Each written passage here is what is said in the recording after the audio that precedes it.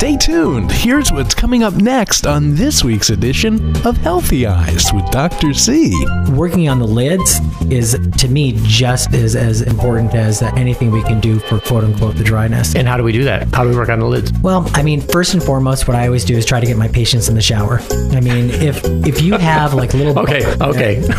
Well, not me personally. I get into the shower. I don't see how that helps, doctor. Yeah. We haven't even talked about steroids, which is not something you want to be on for a long time. That gets him going too. I mentioned steroids. He starts going He's all pumped up. All pumped up. To be quite honest, I don't know if anybody can see this, but Mark is pretty buff, so I could see I think he's juicing, but that's a little different than the steroids we're talking about for the eyes. We just finished talking about Restasis as one of the common medications we use for dry eye, but there are other things that we use very frequently, and one of them is punctal occlusion. And if you've ever been to the doctor and they talked about punctal occlusion or punctal plugs, the patient's eyes get real big because they're like, you're going to do what? Yeah, because the last thing I heard of that was a plug was not something I really wanted to leave in all the time.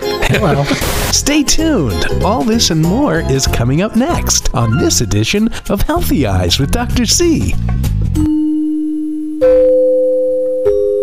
The opinions expressed on this show are those of the host and are not meant to diagnose or treat any particular medical issue. Always check with your doctor or eye care professional before making any changes to your vision care.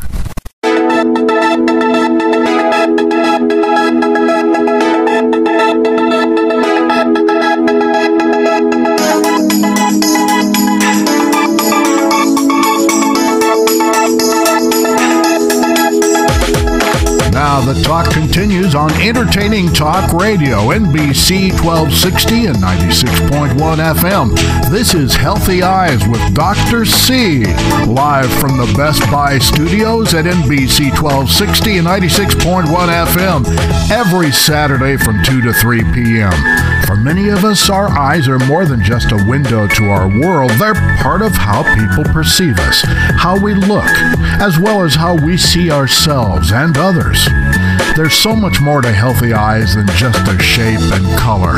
Get in on the conversation. Call 480-423-1260 right now and find out how to keep your world in sharp focus for many years to come. Now with Healthy Eyes, here is your host, Dr. C. 4 minutes after the hour at NBC 1260 and 96.1 FM. This is Healthy Eyes with Dr. C. I'm executive producer Mark Shander, and we are live from the Best Buy studios at NBC 1260 and 96.1 FM. If you'd like to call in and be a part of the show, give us a call, 480-423-1260. It's the number to call to get in the conversation. And welcome to the show, Dr. C. And who's your guest today? I actually convinced someone to be a guest on the show today. Fantastic. And his name is Dr. Marc Bloomenstein. Stein. I get mixed up all the time. But he's actually an optometrist with the Schwartz Laser Eye Center here in Scottsdale and Glendale, I believe. Yes. And he is a great optometrist, a great lecturer. As a matter of fact, we talked about dry eye last week. You remember I was asking you questions, and I was saying a lot of... we talked about environmental causes and talked about medications and things. And just so happens that I was invited to a lecture this week. And Mark was speaking, and I said, he wouldn't be a bad guy to have on for the second half of this because he's an expert on it. He travels around the country.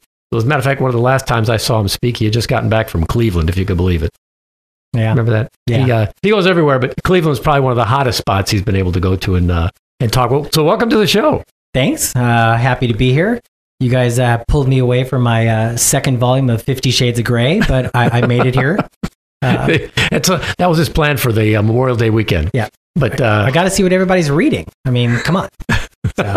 So why don't you tell us just a quick background check? I don't want to tell them all you're a Bruin, but you can tell them where you went to undergrad and where you went to optometry school.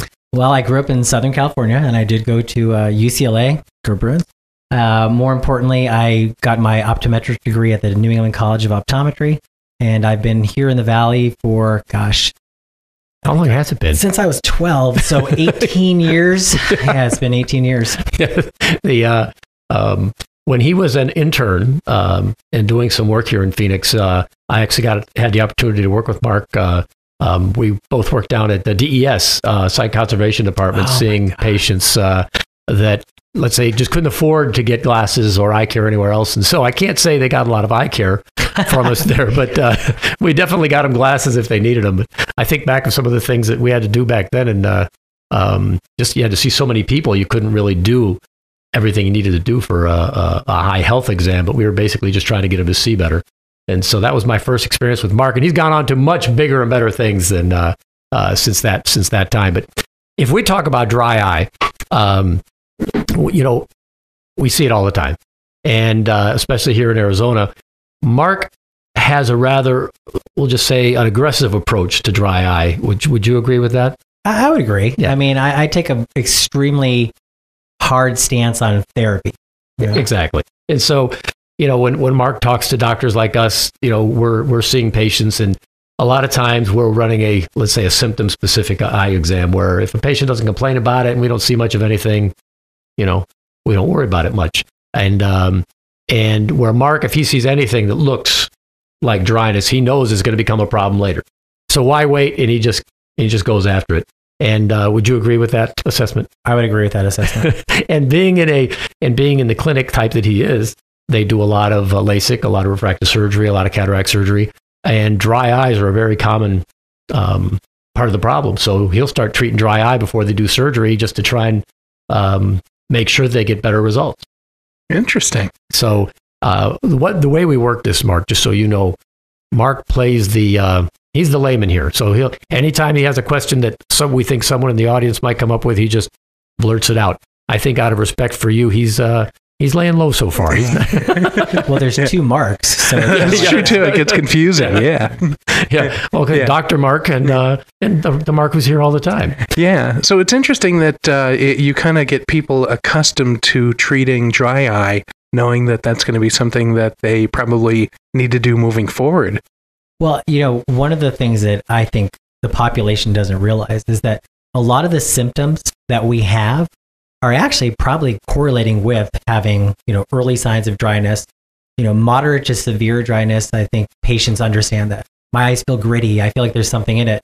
But that normal fluctuation of the vision, or not wearing your contacts as comfortably, or even just better yet, I just don't think I see as well as I should. Oftentimes, those are the early signs of dry eye. And for me, I think if a patient is going to the store and buying an artificial tear or Visine, which, as John knows, there's 11 different brands of Visine, not including mesquite barbecue flavor. I think that they know that there's something not right. And I think it's incumbent upon the eye doctors to basically look and say, look, we can do something better. But I also think it's incumbent upon patients, when they come into the doctor's office, to express really, their symptoms. Yeah, because, we'll have a patient that typically doesn't have any dry eye symptoms and does well normally, and they put a contact lens on, and that's just enough to draw a little more tears out of the eye, and that throws them into a dry eye situation. And the obvious remedy there would be to take them out of their contacts or do something to increase the amount of tears they have in the eye. And so we tend to. The other thing we tend to do as doctors is, if a patient doesn't have a symptom and we see something, we shy away from saying, you could do this. And I enjoy hearing Mark every once in a while, because it reminds me that maybe I do need to be a little more, say, direct and proactive as far as, and not everyone's going to have dry eye. When Mark says he deals with it, he's seeing signs of it or hearing symptoms that the patient may not believe are dry eye symptoms, but they are. Like, I know he mentioned this the other night, and I see it in the office all the time, when someone has to blink a few times to see better on the chart. And we talked about that last week. If you have to blink a few times, you're just making that tear film a little bit more uniform, but in a matter of seconds, it's going to go back again unless you do something to make it better. Yeah, learning about the tear film was something that was kind of interest to a lot of people, because people kind of have the impression that they kind of moisturize their eye by blinking, and then it's just that it's moist, that there really isn't anything like a tear film, and it just you moisturize it every once in a while or blink because it becomes uncomfortable not to, and then you don't realize that you're seeing through this kind of film of moisture, and we talked about what the elements of that were, what that's made up of, and how many layers? 3. Not bad. Not bad. You know, I'm going to be out next week, Mark. Come in for me. I titled. We put this episode up on the internet, and we entitled it "Not a Dry Eye in the House." But interesting though, you just said that, Mark. There was a lot of patients think because their eyes are running or they're watering all the time. And did you talk about this last week? No, go ahead. That's completely contrary to not being dry. Your eyes interesting because it's like crocodile tears. I mean, you have these accessory glands that just kind of squirt out like salt water. So, you know, you go see, I don't know, a Keanu Reeves movie, it brings tears to your eyes because you just wasted $10 on it. I mean, something, you know, from that nature, you know, windy days, or, you know, if something's in your eye, it irritates it, it'll tear, but that does not necessarily mean that your eyes aren't dry. In fact, to me, that's more of an indication that they are, because your eye is responding, trying to keep it lubricated. And those 3 layers of tears are composed of nutrients and antibacterial type of molecules and enzymes. So there's a whole host of composition of the tears that I think our patients just don't know or don't realize. It's its own little microsystem, if you want to think about it. It really is. Yeah, living on the top of the eye. And so you may have plenty of tears, as we talked about last week, as far as the aqueous layer of the tears, but if you don't have a good lacrimal layer, the tears are going to evaporate. And so you have to look at it. You have to look at the symptoms, look at the signs on the eye, and see if you can differentiate what the cause is. And otherwise, you know, if you're just putting tears on there, you might just be putting more aqueous on an eye that already has enough. Or that's funny because when Dr. Mark in this case mentioned the patient that comes in and they're telling the symptoms, and I'll say, well, your eyes are dry, and they'll say, no, you're not listening to me. I told you they're tearing too much. You know, and so you have to go into the explanation that they got that way in a certain way or why they're tearing. But it's dryness that's the root cause of the problem. That's interesting. 13 minutes after the hour, you're listening to Healthy Eyes on NBC 1260 and 96.1 FM. And we're talking about dry eyes. We're actually talking about a couple of things procedures that may have been done to your eyes that relate to eye dryness and what you can do about it. If you have any questions about this topic or anything relating to eye health, give us a call. 480-423-1260 is the number to call to get in on the conversation, and we will be back with more of Healthy Eyes right after this. The doctors and staff of Tempe Eyecare Associates at 7511 South McClintock Drive in Tempe are committed to providing you state-of-the-art eye care services and products in a comfortable and friendly atmosphere. Remember the Bionic Man? We're not quite there yet, but we're not as far away as you might think. Through annual comprehensive eye examinations, the goal at Tempe Eyecare Associates is to not only maximize your visual performance, but to ensure and maintain your healthy eyes. As part of your annual examination, your visual acuity will be measured, and a test known as refraction is conducted to determine your eye's refractive power. Further tests are performed to determine your visual coordination, muscle control, and focusing abilities. Your examination will include a comprehensive evaluation of your eye health to detect diseases such as glaucoma, cataracts, and retina and optic nerve abnormalities. The ocular health evaluation includes neurological assessments, measurement of internal eye pressure, and a thorough examination of the internal and external structures of the eye. Tempe Eyecare Associates also offers the OptoMap Retinal Examination System. OptoMap allows many patients the option to forego dilating drops by providing an ultra-wide view of the retina. While it doesn't replace dilation in all patients, it's an option for many. After performing these tests, their doctors will discuss your results and, if needed, explain your prescription and give you a better understanding of your overall eye health. Traditional options such as glasses, contact lenses, and eye medications will be discussed, as well as any other options you may need to consider.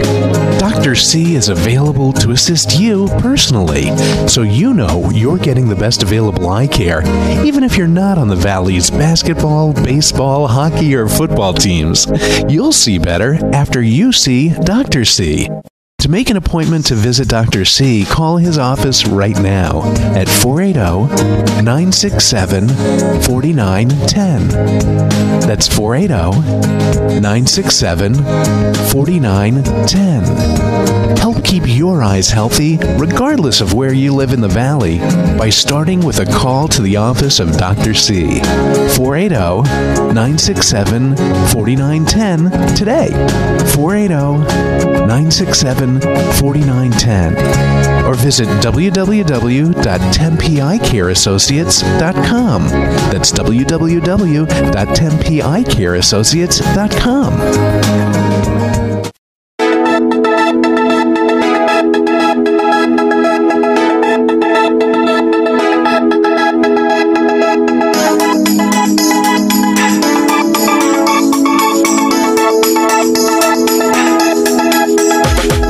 Now the talk continues, and you're just a phone call away on entertaining talk radio, NBC 1260 and 96.1 FM.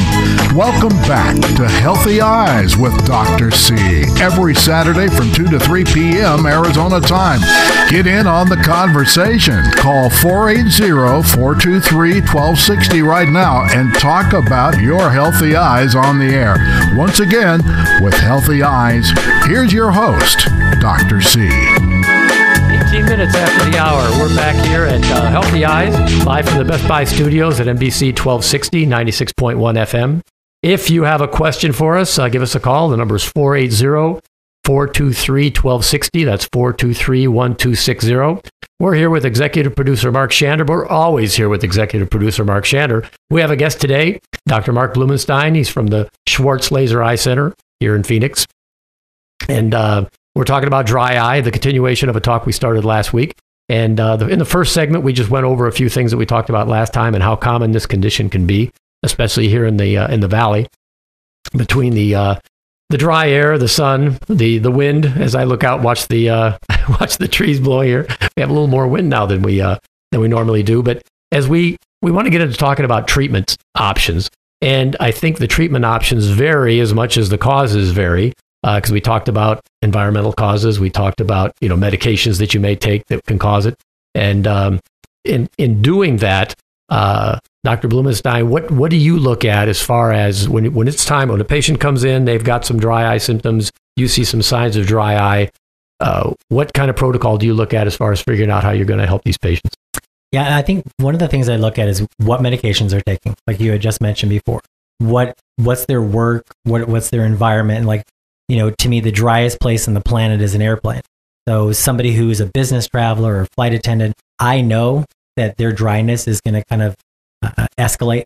I'll look at the surface of the eye to see if there's any significant dry spots, or the white part of their eye to see if there's any dry spots. But the biggest thing I really look at is what are they already doing?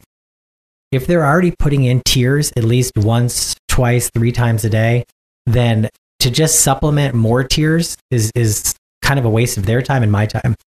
We now have the opportunity to prescribe cyclosporin, which is a immunomodulating drop. It's a twice-a-day drop, commercially available, known as Restasis.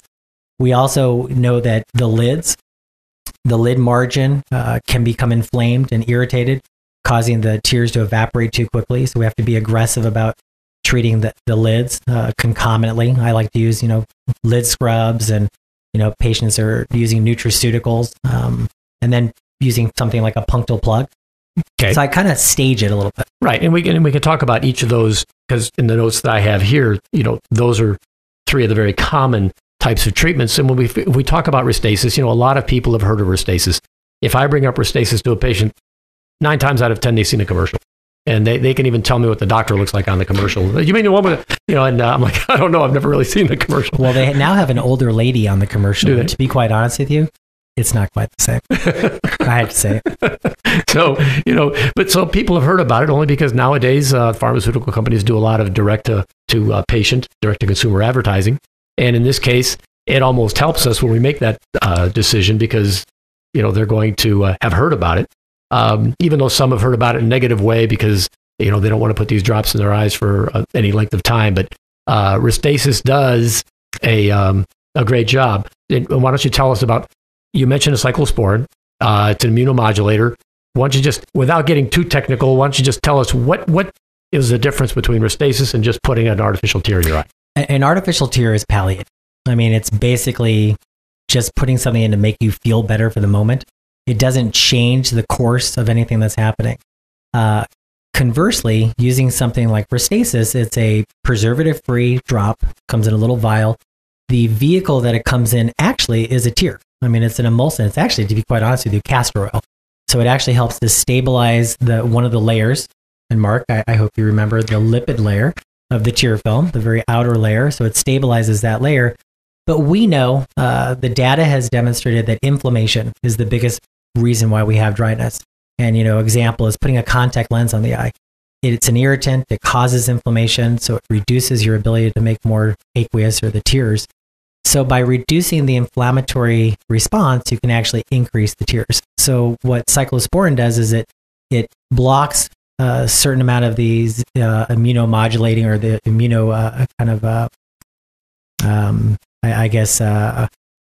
mediators. And so it kind of stops the inflammatory process, allowing the eye to produce more tears. Does it do anything for that base layer, that kind of oil layer? As it does, as a matter of fact. Mark is on it, man. that layer is, what, did somebody throw me a softball? This is one show. Wow. This is what this show does to people. This is impressive stuff. Mark, seriously? Seriously, that was, thank you. Yeah, the mucin layer, which is the most kind of, most closest to the eye itself, which actually causes or allows the tears to adhere to it, is actually produced by these cells called the goblet cells. And Restasis actually in its clinical trials increased goblet cells by 191%. Wow. So it actually does. It produces more mucin. It actually creates more aqueous, which is that big layer, and it stabilizes the lipid layer. To me, it's like, John's probably heard me say it, it's like Lord of the Rings. Wow. It's one drop to rule them all. Nice. And that's the beauty of it, in that drop that we've always thought would help us with the aqueous layer, and increasing the tears into the eye actually helps all three layers. And so it's a multidimensional drop, so to speak, but that's also why it's probably one of the most widely prescribed drops in the country, because optometrists and ophthalmologists have found it useful in their practices to alleviate the chronic dry eye that we have. And that's how we have to view this disease. It is a chronic disease because, as Mark mentioned, when you use drops, all you're doing is, like I've told you numerous times, because he always brings up Visine and getting the red out, and I'm like, all you're doing is hiding a symptom. You're not getting rid of the cause. And yeah, Visine will work, or any of those vasoconstrictors will work, because all you're doing is constricting blood vessels and hiding the symptom. But you're not getting to the base of the problem and making it go away. And so the same thing with a drop. If someone could put an artificial tear in their eye once a day and they don't have any symptoms, I'm all for that. But if you're buying drops all the time, and then we can even get into the talk about, Mark mentioned the other night when he was speaking about, you give someone a drop in the office and it works for them. They go to the store and there's just that paradox of choice that we talked about. I've mentioned it a few times. It first came up with macular degeneration. Mm-hmm. They go to the store to find an eye vitamin, and there's 27 of them there. Right. And so whether you're going to buy a TV, a radio, artificial tears, or macular degeneration vitamins, there's a paradox of choice that you don't know what to buy, and it creates more of a stress because, am I going to buy the right thing? Did I just screw something up because I didn't get the exact same one? But this is only half the price of that one. Right. So it's better, as we're finding out, that we prescribe a drop and we say you should get this one because, and give them a reason why, and that way you take away that choice, and you're actually giving the patient a recommendation, and you're not just saying, here, try this. And I just think it's a lot better way to practice medicine rather than just giving them three choices. Here, try these and come back. And there's actually been, a consensus of doctors that have gotten together and said, you know what, let's look at dry eye. It's a disease. I mean, it's a medical disease. And oftentimes I think patients think, well, I don't have vision insurance, but their eyes are dry. But this is, covered under their medical insurance. And so the medications are as well. But there was a consensus of ophthalmologists and optometrists that got together and said, you know what, we know that there's going to be dryness and symptoms. And tears is your first line of defense. If you're doing tears 2, 3, 4 times a day, then you're probably ready to move into something else, like an anti-inflammatory, like a cyclosporin, or some other types of forms of treatment. So it's kind of a natural progression. What are some of the qualifying questions that you guys ask to find out, should you be prescribing something, or is something over the counter still okay? Maybe something that's more of a moisturizing kind of thing, as opposed to something that people would pick because they want to get the red out, if you will. Go ahead. For me, it's first and foremost is how often do you feel you need to put a drop in? And when you said, honestly, I think if we could figure out a way to stop the eyes from being red, it would be it would be like, a miracle. It would be like a Festivus miracle. There's so many causes, right? Where do you start? But inflammation. And some are voluntary. Oh, absolutely. Yeah. Oh, yeah. Take that digit and rub it in there. Yeah, give it a good. But the thing about dryness is that it's concomitant and it's kind of overlaps with allergy, as well as with what we call blepharitis, or when the lids get kind of crusty or irritated. And so all three of those things combined increase the inflammation, make the eyes more swollen. So for me, I ask a patient, how often are you putting drops in? Do you feel like your vision's fluctuating? Do you feel like your eyes are getting tired towards the end of the day? And then to me, I also look at those factors that cause dry eye, like as you guys mentioned last week: age, gender, environment, medications, systemic disease. And if there's any of those precursors, then to me, as John mentioned, or Dr. C, I want to be aggressive about being proactive so it doesn't get worse. I'm tempted to call you Dr. B. Dr. B. Yeah, I've heard that too. I've heard Bloomy. I've heard it all. I've actually heard names that we can't mention. Exactly. On radio. Yeah. We do have laws against that. But, just don't call me late for dinner. Yeah. But in talking about the other factors that influence dry eye, if we're talking about medications that you're taking, sometimes we can't alleviate those. There are certain factors that we can modify and certain factors we can't.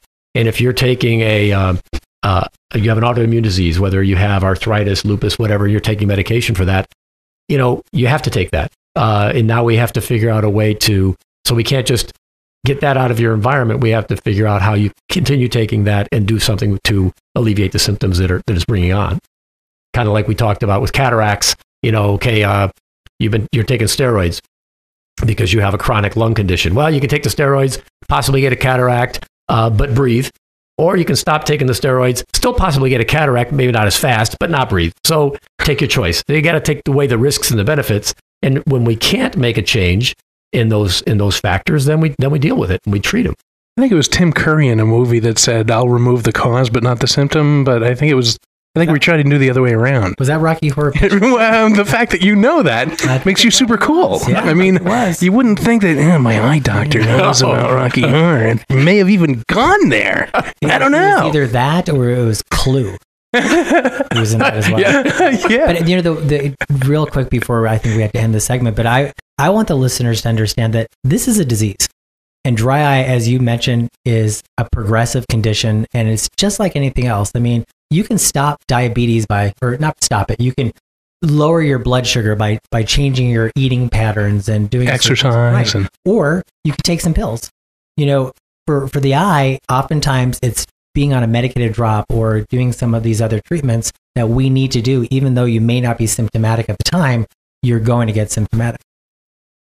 Okay, 29 minutes past the hour. Actually, just about 30 minutes past the hour on NBC 1260 and 96.1 FM. You're listening to Healthy Eyes. And if you'd like to participate in the conversation, ask some questions of Dr. B or Dr. C, or we may have some more alphabet guys come in and talk about, the effect of alphabet soup on, I don't know. Anyway, give us a call. 480-423-1260 is the number to call to get in on the conversation. I'd love to find out what you want to talk about and questions you might have about dry eyes and maybe some of the brands that are available of eye drops. Are any of them safe? Are you using one that you might want to get rid of and take a look at something else and maybe something that affects your eye health that you would like to potentially change and make life a little easier on yourself? 480-423-1260 is the number to call. You're listening to Healthy Eyes on NBC 1260, 96.1 FM. We will be back with more of Healthy Eyes right after this. Hi, I'm Marc Shander, executive producer of HealthyEyes, every Saturday from 2 to 3 p.m. right here on NBC 1260 and 96.1 FM. Your eyes are more than just your window to the world. They're how other people see you and sometimes see right through you. Find out how to protect your vision with the latest technology in Eyecare this Saturday from 2 to 3 p.m. right here on NBC 1260 and 96.1 FM.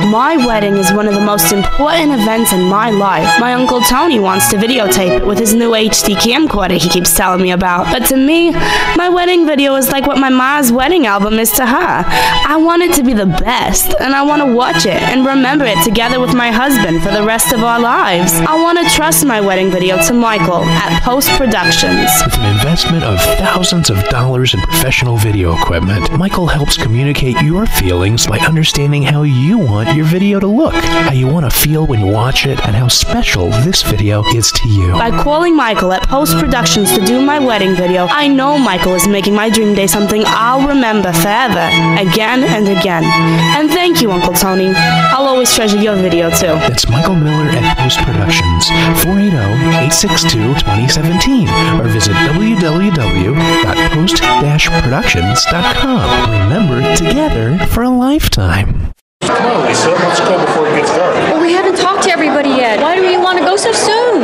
You know I don't like driving at night. The lights on oncoming traffic and reflections are just awful. I'll drive back tonight. I have my anti-reflective lenses with me. I don't have that problem. Works for me. Let's get some more food. Later that same evening. Okay, everybody, smile for the camera. Wait, I need to get my glasses off. They always reflect the light, and I don't like the way they look. That's it. You're getting anti-reflective lenses too. Yahoo! It's easy to remember to ask for Kodak lenses. Transitions Optical is dedicated to promoting healthy sight worldwide. Transitions lenses do more than correct and protect vision. They enhance the way you see everyday life. By adapting to changing light conditions, they bring out the best in all that you see, so life looks more vivid, more vibrant, more true. Transitions lenses are the #1 photochromic lenses recommended by eye care professionals worldwide. Protect your eyes and learn more about Transitions lenses by visiting your eye doctor or transitions.com.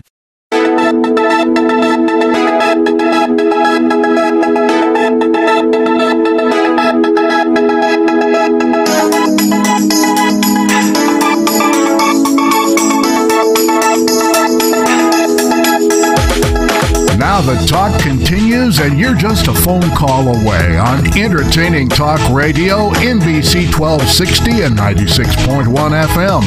Welcome back to Healthy Eyes with Dr. C. Every Saturday from 2 to 3 p.m. Arizona time.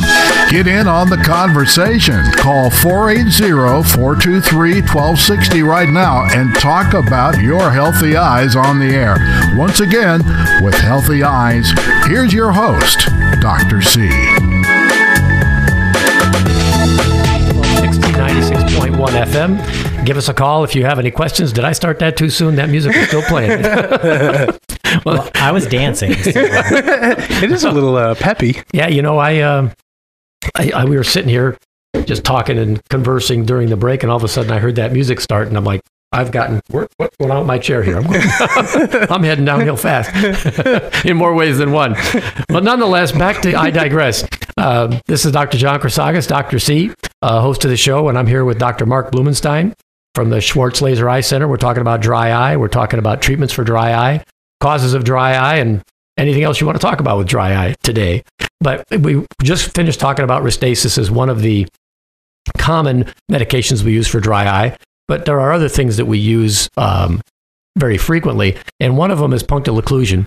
And if you've ever been to the doctor and they talked about punctal occlusion or punctal plugs, the patient's eyes get real big because they're like, "You're going to do what?" Yeah, because the last thing I heard of that was a plug was not something I really wanted to leave in all the time. Well, yeah. So I'm going to have Dr. Bloomenstein talk about punctal occlusion and what we're actually trying to do with that while I fix my chair. Well, it's pretty funny. He's shrinking down. Falling. He's like half the height he was a moment ago. He's falling quickly. So welcome back to Dr. B. Dr. Dr. C B is now show. gone. We've moved up a grade while you were gone. Oh, hey, we have moved up in the alphabet here. What punctal plugs I think are kind of an interesting thing. We have two small little holes in both of our eyes, or both of our lids.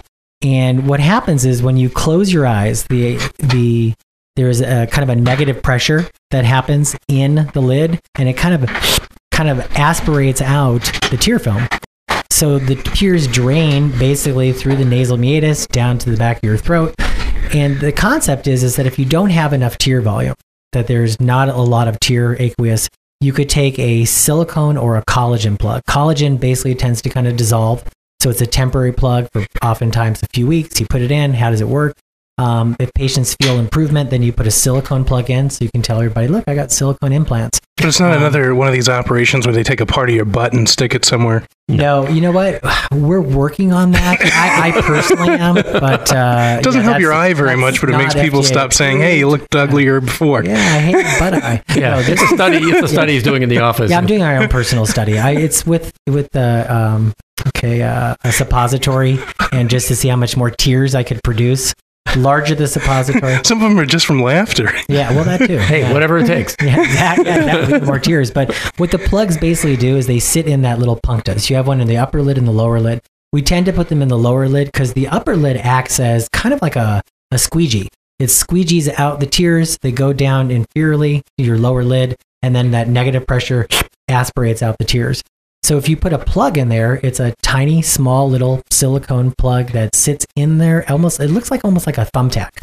So it has like a head on top of it. So you could take it out if you needed to. A lot of the plugs are. Wow.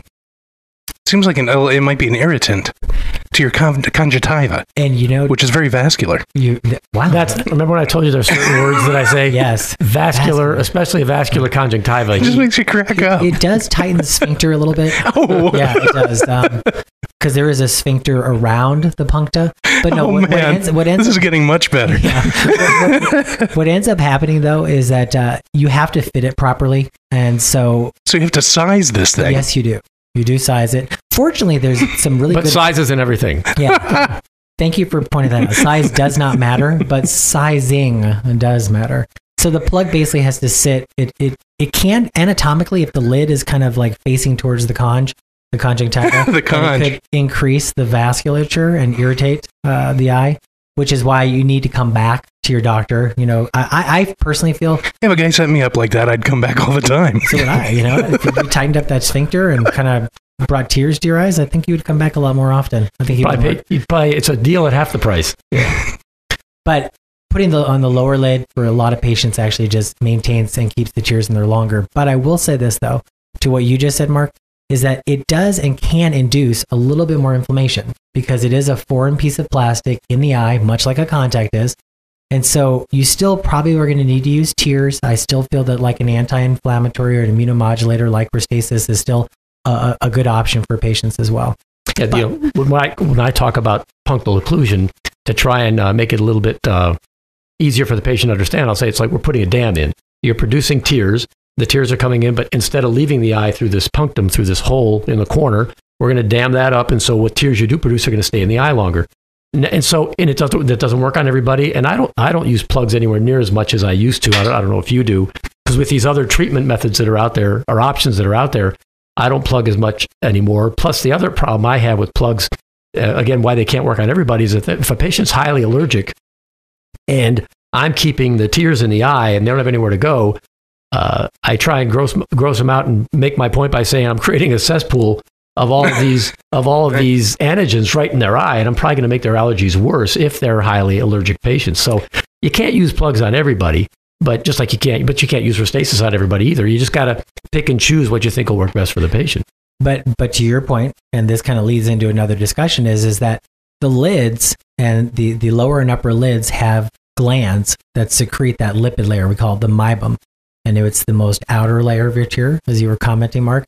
And if you have too little or too much of it, then it changes the composition of the tear film. It causes it to evaporate, or it can cause it to kind of just be mucky. And, Dr. C is exactly right, is that to plug that, it's almost like taking dirty tears and just leaving them on the eye longer. You're actually probably doing more damage than you would be by helping them to kind of get rid of those. So working on the lids is, to me, just as important as anything we can do for quote unquote the dryness. And how do we do that? How do we work on the lids? Well, I mean, first and foremost, what I always do is try to get my patients in the shower. I mean, if you have like little... Okay. Well, not me personally. I want them to get into the shower. I don't see how that helps, doctor. Yeah.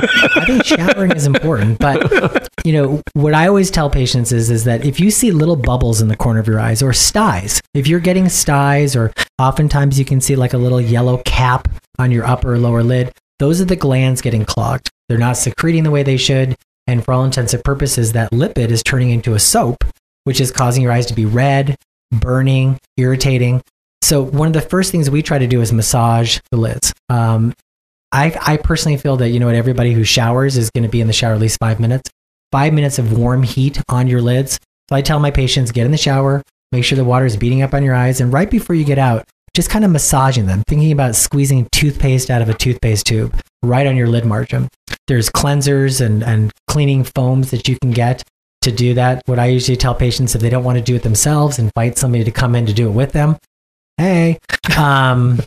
But party time. Yeah. Doing that every day, nice. Kind of like brushing your teeth, is going to help to get at least one of the layers of the tear film secreting a little better. Yeah. Or you can, this is much more common in females. I mean, dry eye is much more common in females than men anyway, but the men are the worst at this as far as lid disease, in my opinion, only because I think women are better at cleaning up their lids only because of makeup. They're used to taking their makeup off, so they're always cleaning around there. Where men, as little kids, we learned not to get soap in your eyes, otherwise it's going to burn. So not that I spend that much time in showers with men, but they put soap all over their bodies except around their eyes. Interesting observation for a guy who doesn't don't even go there. Don't even. Is that go a whole nother show, Mark? So, yeah. But the YMCA. I think it was Tim Curry that once said. Yeah, I'm ignoring you guys. I'm going to keep going. So they just have to scrub their lids and lashes in the shower because a lot of them don't. And especially if they work outside, they get in these chronic styes. Yeah. Just clean up your lids and lashes, and you won't get them. Can I digress for a second and say, you know what? What I would tell your listeners to do is look at your face in the mirror. If your cheeks are kind of getting a little red, and if you notice your nose or your forehead, you see those little fine little blood vessels, that's pretty much rosacea. And rosacea is going to be almost 100% of the time on your lids as well. Or if you know you have rosacea, then it's going to end up on your lids the exact same way. So starting earlier, doing exactly, what Dr. C just said, especially the males, just kind of being a little bit more aggressive about kind of cleaning the lids. And we're told not to rub our eyes a lot of times, and here you're saying that potentially this could be... I didn't say to rub your eyes. I just said to scrub your lids and lashes. We didn't say rub. We said massage. His was massage. His was massage. Right. Mine was scrub your lids and lashes. I didn't say anything about getting your fingers in there and rubbing your eyes. So rubbing and massaging and I mean... yeah, it's a fine line. You gotta... Yeah. I'm not going anywhere with this. You're obviously not. 16 minutes till the top of the hour. You're listening to Healthy Eyes on NBC 1260. When all else fails, go to break. Yeah. 480-423-1260 is the number to call to get in on the conversation, and hopefully you'll want to talk about these clean eyes and cleaner eye care, and actually ways to keep your eyes moist and massaged, if you will, and just make sure that you're not suffering from dry eye. And if you are, or if you have any questions whatsoever regarding your eye care, your eye health, this is a great time to call because you have two of the greatest, I would say, folks who are up on what's going on in technology regarding eye care and eye health. And that doesn't usually happen when you get two speakers and two guys that are really professional and understand kind of what's going on behind just the scenes of care. They understand why it is that you do a lot of the things that you do and can explain it in a way that's kind of humorous and fun and funny. This is the way to, this is actually a great time to call in and ask some questions, because sometimes you don't have the opportunity to do that because the person that's your eye care professional is maybe a little more serious kind of guy. So 480 or gal, 480-423-1260, the number to call. We will be back with more of Healthy Eyes on NBC 1260 and 96.1 FM right after this.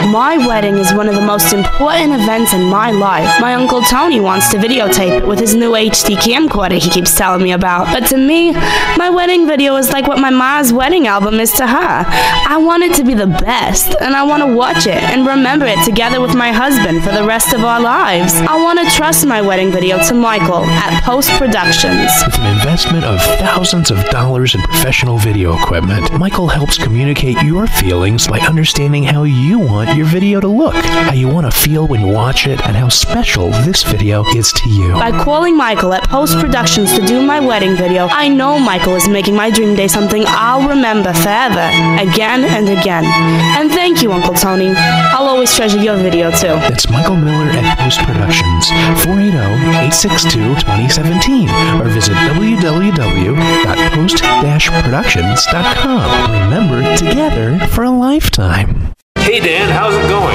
Great. Nice looking eyeglasses. Thanks, they look good and I can see clearer too. My doctor recommended these new digital lenses. He said that they're the latest in lens technology. It makes sense, everything is going digital. There's my ride, see ya. Bye. Hey, what are those lenses called again? Kodak, ask for Kodak lenses. Kodak, huh? That'll be easy to remember. It's easy to remember to ask for Kodak lenses. Transitions Optical is dedicated to promoting healthy sight worldwide. Transitions lenses do more than correct and protect vision. They enhance the way you see everyday life. By adapting to changing light conditions, they bring out the best in all that you see, so life looks more vivid, more vibrant, more true. Transitions lenses are the #1 photochromic lenses recommended by eye care professionals worldwide. Protect your eyes and learn more about Transitions lenses by visiting your eye doctor or transitions.com.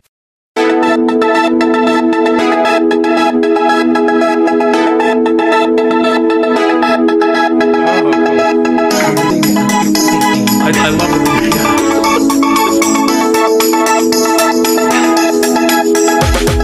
Now the talk continues, and you're just a phone call away on Entertaining Talk Radio, NBC 1260 and 96.1 FM.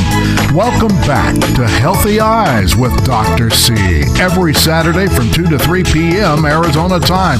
Get in on the conversation. Call 480-423-1260 right now and talk about your healthy eyes on the air. Once again, with Healthy Eyes, here's your host, Dr. C.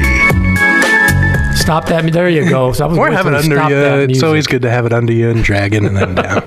12 minutes before the top of the hour. This is Dr. C. We're talking with Dr. Marc Bloomenstein today about dry eye and treatment methods and different things you can do to try and help the problem. And I want to be a doctor. I feel like one of the only people left out. Well, I don't know. We'll bring you in. We'll make you an honorary. It's kind of like a club kind of thing. I announce you all the time, though. Well, yeah, it's not Dr. Mark. I can do that if you want. Yeah, I want to play one on the radio. So what we're going to go to now is I want to delve into a little bit more of Dr. Bloomenstein's specialty, where at Schwartz Laser Eye Center, they do a lot of refractive surgery, a lot of LASIK, and different other procedures that we'll discuss. But dry eye is a big part of what they do also because of these conditions that these procedures can cause. And just to briefly go into the aspect of dryness, we'll talk about preoperative dryness, and then we can talk about postoperatively too. But let's just talk about the patient that comes in to see you for LASIK that has never been in to see you, and they want to have a LASIK procedure, but their eyes are dry. Well, there's twofold there. I mean, one, and first and foremost, we know that the #1 side effect of any refractive surgery, and that's PRK or epi-LASIK or especially LASIK, is dryness. It's not permanent. It's a transient event. It oftentimes lasts about 6 to 8 weeks, but we start all of those patients on a dry eye regimen prior to doing the surgery. Even without any? Okay. Even without any. But the funny thing is that most patients come into the office because they feel their eyes are dry, so they can't wear their contacts as long as they used to.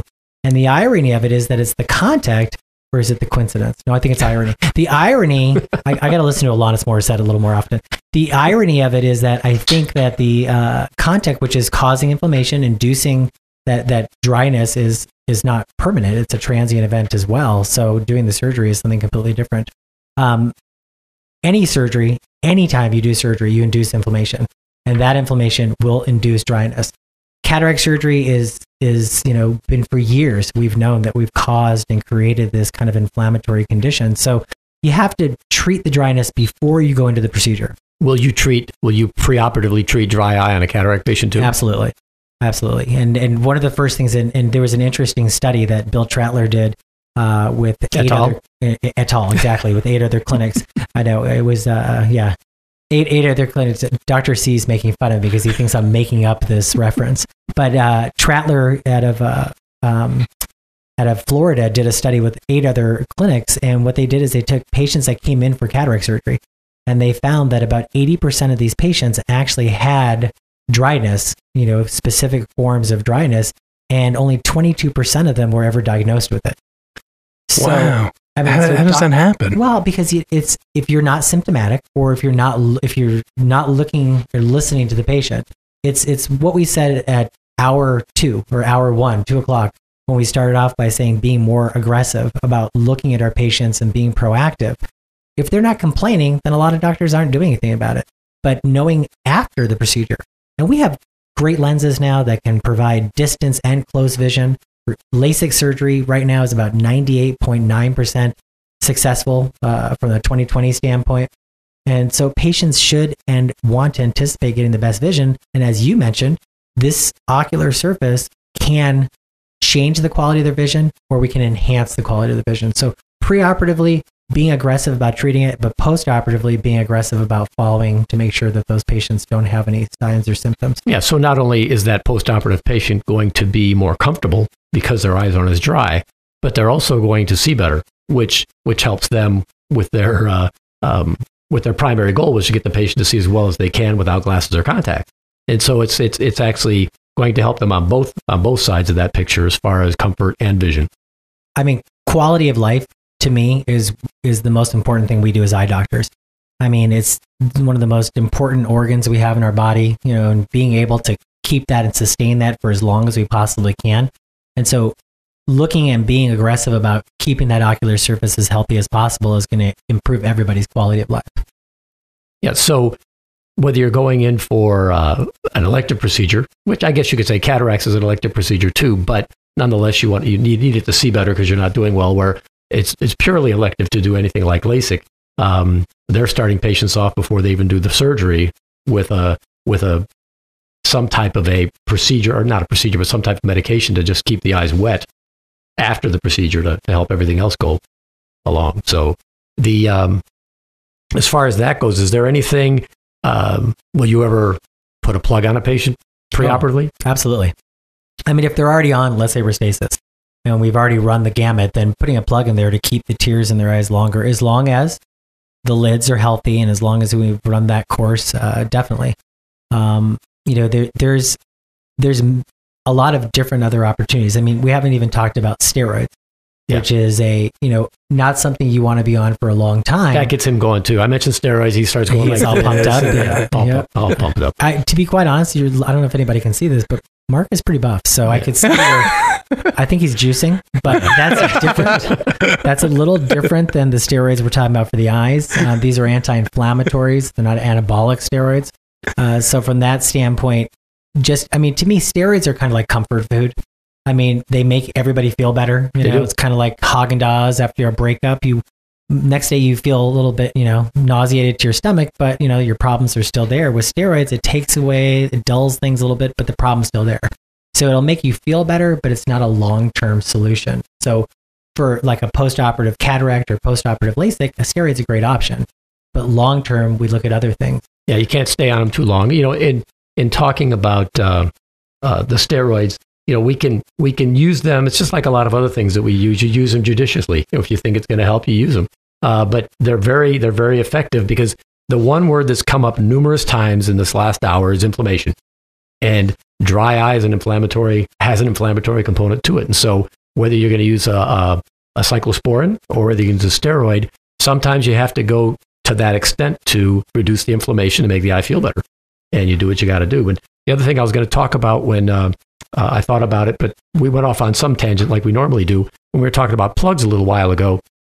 And I talked about, the allergic factor, and we talked about how sometimes they don't work or the patient doesn't notice a difference. That's when because some patients get confused between the collagen and the silicone plugs. A lot of times, if I'm not sure it's going to work, or if I have a question whether it's going to work, I'll use the collagen plugs. If I'm worried it might be allergic or something, we'll use the collagen plugs. And if they do well with them for the next 30, 45 days, we'll put the silicone in after because they will just melt away over time, the collagen will. But if they had a positive effect, we'll go back with silicone. Or if they didn't, if they ended up having more inflammation, then that tells me that punctal occlusion is not going to work. So you don't have to put in silicone and then take them out if they have a problem. So that's one aspect. Or they can use the silicone or the collagen after surgery if they only want it to have the effect for a finite period of time. So how do artificial tears or things that people are walking into a store, a drugstore and picking up themselves, how is that changing the pH of the eye overall, and what effect does that have as opposed to something that might be prescribed that might take into account maintaining proper pH? Or is that important? Yeah, I mean, absolutely. I mean, the natural tear, the average pH is about a 7.1, 7.2. And as the tear evaporates, that pH level changes, which induces more inflammation, toxicity, irritation. And you bring up an excellent point. I mean, not every tear is the same. And, we, in our practices, when we hand a patient a tear, we're giving them a specific reason for that, using that tear. For example, there's tears now that add back in those oils we just talked about. There's something called Sustain Balance, or there's something called Refresh Optive Advance. And those are for people that have the glands along your lids not working as well. Conversely, there's a drop that actually thickens the aqueous, something like a Blink, which has hyaluronic acid in it, which is the intent is to kind of make the aqueous a little bit more robust. So I think... I'm sorry, I'm obligated to laugh at these things. Which word was that? Was it robust? Or? It makes your aqueous more robust. It just sounded like something that was... Guys, when they said, Dr. C's on duty. He's on duty. Yeah, okay. So, no, my point, though, being is that, when patients come into our offices and the doctor says, here, I think this is a great drop for you, as Dr. C had mentioned, going to the grocery store and saying, well, this one's $1.99, and this one is $14.99, there's a reason. Because the formulations of the newer drops actually do benefit the patients, especially as you mentioned about the pH and just stabilizing the tear film. All drops are not created equal. Exactly. So, a rose is a rose is a rose, but that's not the truth. That's not the same with drops or any other medication for that matter. So there are variances. Each company comes out with theirs. They have a patent on it. They can't have the same thing in them. And so they each have something a little bit different. And I'm not saying a lot of them aren't the same, but especially when you go to the store, there's just all kinds of stuff. And how many of those drops are 10-year-old formulations that they're just selling? That's a good point. Has there been much innovation regarding eye drops that are available to consumers? I know there has been for things that are prescription, because you guys brought that up at the beginning of the show. But what about things that consumers can just buy themselves? Oh, absolutely. Oh, yeah. Well, the two drops I just mentioned, I mean, both of those have come out within the last 2 or 3 years. And there's constant, but they're not things that people that are not enlightened, if you will, they just go in and they want to buy their own thing. They look for that brand name that gets the red out, and and they don't that's necessarily. Part of the problem. Yeah, it really is. 70% of all drops that are sold, or get the red out. I mean, who's really diagnosing and treating our patients? Ben Stein. Interesting. Clear eyes. Yeah. So, how do people get a hold of you? Because we're at that point. I was going to say, I'm going to go to Dr. Bloomenstein first, because if we run out of time, they always know how to get a hold of me. But Dr. Bloomenstein, how can people get in touch with you if they have any questions or need they can call our office. As you said, we have 2 offices. We have one main number. It's 480-483-EYES 3937. So it's 480-483-3937. And they're calling the Schwartz Laser Eye Center. Schwartz Laser Eye Center. Yep. Cool. And you have a website? We do. It's eyedoc.com, or it's the schwartzlasereyecenter.com. Good. See, we didn't go over that beforehand, but he did very well. He remembered the phone number. He remembered the website. So that's good, because I forgot to tell him that we'd be going over those things at the end. But as far as getting a hold of me, you can go online at www.drsee.com. It's a little shorter than 10p Eyecareassociates.com. Or give us a call at 480-967-4910. Great, and we will see you next week on Healthy Eyes.